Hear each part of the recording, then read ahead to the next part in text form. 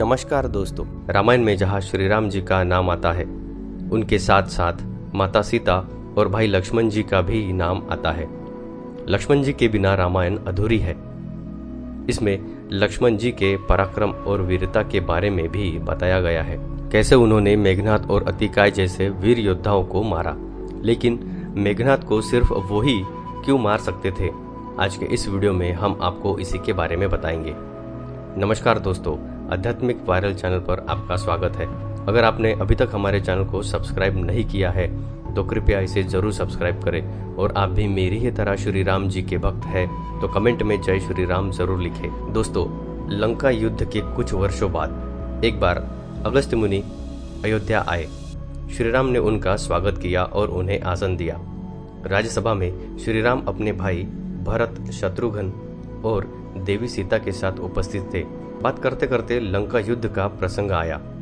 भरत ने बताया कि उनके भ्राता श्री राम ने कैसे रावण और कुंभकर्ण जैसे प्रचंड वीरों का वध किया, और लक्ष्मण ने भी इंद्रजीत और अतिकाय जैसे शक्तिशाली असुरों को मारा। तब अगस्त्य मुनि बोले, हे भरत, रावण और कुंभकर्ण निस्संदेह प्रचंड वीर थे, किंतु इन सब में सबसे बड़ा वीर तो मेघनाद ही था। उसने अंतरिक्ष में इंद्र से युद्ध किया था और उन्हें पराजित कर लंका ले आया था। तब से वो इंद्रजीत कहलाया। बाद में स्वयं ब्रह्मा जी ने इंद्रजीत से दान में इंद्र को मांगा, तब जाकर इंद्र मुक्त हुए, और लक्ष्मण ने उनका वध किया, इसलिए वे सबसे बड़े योद्धा बने। और ये भी सत्य है कि इस पूरे संसार में मेघनाद को लक्ष्मण के अतिरिक्त कोई और मार भी नहीं सकता था, यहाँ तक कि स्वयं श्री राम भी नहीं।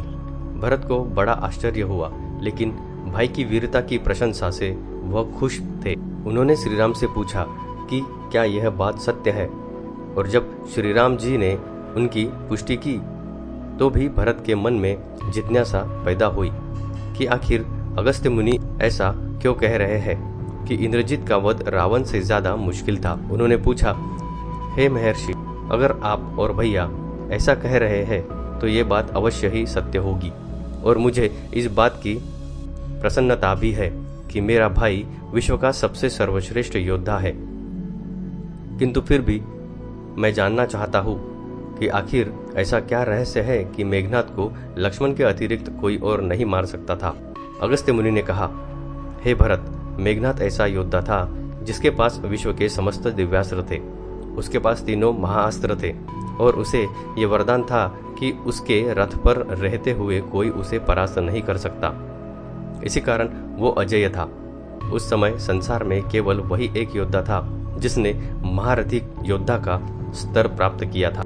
उसने स्वयं भगवान रुद्र से युद्ध की शिक्षा ली थी और समस्त दिव्यास्त्र प्राप्त किए थे।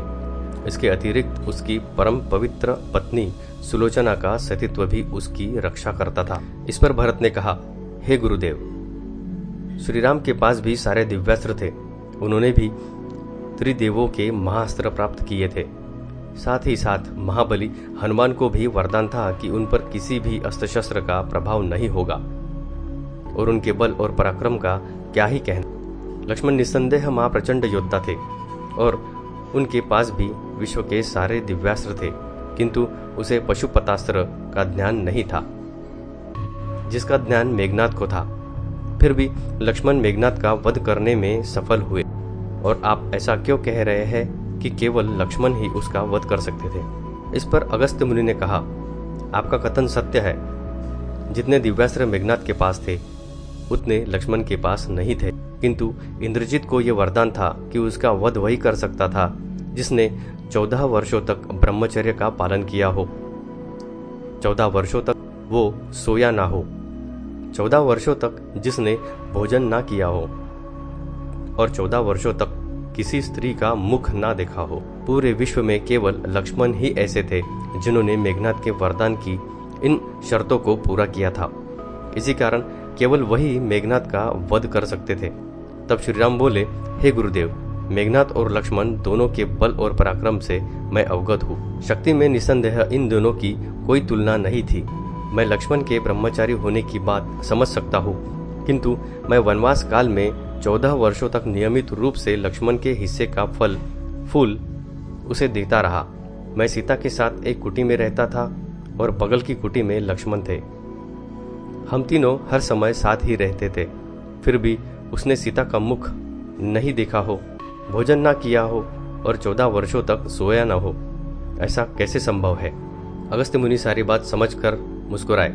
वे समझ गए कि श्रीराम क्या चाहते हैं। दरअसल सभी लोग सिर्फ श्रीराम का गुणगान करते थे, लेकिन वे चाहते थे कि लक्ष्मण के तप और वीरता की चर्चा भी अयोध्या के घर घर में हो। तभी लक्ष्मण जी को बुलाया गया। फिर भगवान श्रीराम ने कहा, प्रिय भाई, तुमसे जो भी पूछा जाए उसका सत्य उत्तर दो। हम तीनों 14 वर्षों तक साथ रहे, फिर तुमने सीता का मुख कैसे नहीं देखा, अनआहारी कैसे रहे और 14 वर्षों तक कैसे सोए नहीं।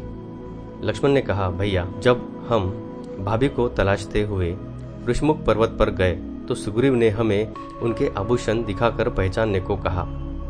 तब मैंने उनके पैरों के आभूषण ही पहचान पाया था और कुछ भी पहचान नहीं पाया, क्योंकि मैंने कभी उनके चरणों के ऊपर देखा ही नहीं था। और जब आप और माता कुटिया में सोते थे, तब मैं रात भर बाहर धनुष पर बांध चढ़ाए पहरेदारी में खड़ा रहता था। निद्रा ने मेरी आंखों पर कब्जा करने का प्रयास किया था, तो मैंने निद्रा को अपने बाणों से भेद दिया था। तब निद्रा देवी ने हार स्वीकार करते हुए मुझे वचन दिया कि वह 14 वर्ष तक मुझे स्पर्श नहीं करेगी, किंतु जब आपका अयोध्या में राज्याभिषेक हो रहा होगा तब वो मुझे घेरेगी। आपको याद होगा, राज्याभिषेक के समय आपके पीछे छत्र लेकर खड़ा था। तब निद्रा के कारण मेरे हाथ से छत्र गिर गया था और आप सदैव फलों का एक भाग मुझे देकर कहते थे, लक्ष्मण, फल रख लो। आपने कभी फल खाने को नहीं कहा, फिर बिना आपकी आज्ञा के मैं उसे कैसे खाता? गुरु विश्वामित्र से मैंने बिना आहार किए जीने की विद्या का ज्ञान लिया था। उसके प्रयोग से ही मैं 14 साल तक अपनी भूख को नियंत्रित कर सका। श्रीराम ने गदगद होकर लक्ष्मण को अपने गले से लगा लिया और कहा, प्रिय लक्ष्मण, वास्तव में तुम जैसा भाई मिलना कठिन ही नहीं बल्कि असंभव है। तुम्हारे इसी तपस्या के कारण हम रावण को पराजित करने में सफल हो पाए हैं। तो दोस्तों, लक्ष्मण जी के इसी तप, त्याग और समर्पण के कारण ही वो मेघनाद का वध कर सके। उम्मीद करते हैं कि आपको ये वीडियो अच्छा लगा होगा। अगर आपको ये जानकारी अच्छी लगी हो तो कमेंट करके ज़रूर बताना। इस वीडियो को लाइक करना मत भूलना। ऐसी ही नई जानकारी के लिए हमारे चैनल को सब्सक्राइब जरूर करना। धन्यवाद।